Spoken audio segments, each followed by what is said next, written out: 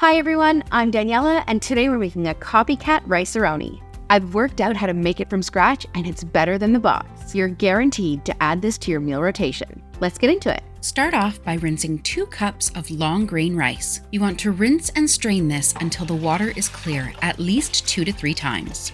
Cover your rice with cold water and let it soak for 20 minutes. This speeds up the cooking process. Chop 1 medium onion into small pieces. Mince or grate 2 cloves of garlic. Give your lemons a good roll on your cutting board to break down the cells inside so you get more juice out of each lemon. We're using the juice of 2 lemons, and I'm going to reserve the zest of one of the lemons to top our rice with after. Set this aside for now. It's time to break up half a cup of spaghetti. This is the only instance an Italian will say you're allowed to break your spaghetti into small pieces like this. You'll want each piece of spaghetti to be about 1 inch long.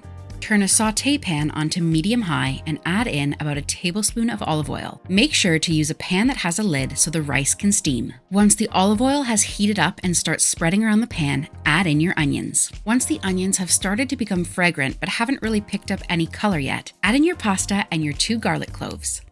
And for that gorgeous yellow color, add in half a teaspoon of ground turmeric. The turmeric is optional, but it gives that beautiful yellow color that you get in the box mix. We want to let those spaghetti pieces toast in all of that oil. While that's cooking, strain your rice. You can see the color of the rice has changed. It's become a really bright white from absorbing some of that water. Add your rice to the pan and give it a little stir to start toasting and absorb all of those flavors.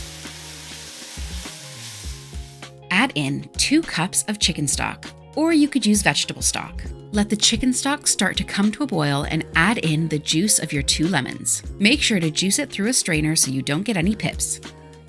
Add 1 teaspoon of salt. We can always adjust the seasoning later on. Pop the lid on your pan and turn the heat down to low. This is going to cook on low for 20 minutes.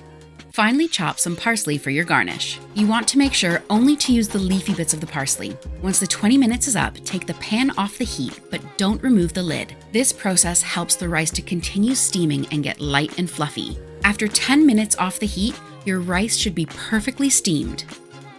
On top of your rice, sprinkle your lemon zest and your parsley. And then fluff up the rice with a fork. Just gently start to pull away from the edges with the fork into the center. Give it a little taste for seasoning and add more salt if you'd like. I like to top mine with a little bit more parsley for color, a few lemon slices so you know what the flavor is in the rice, and it's ready to serve.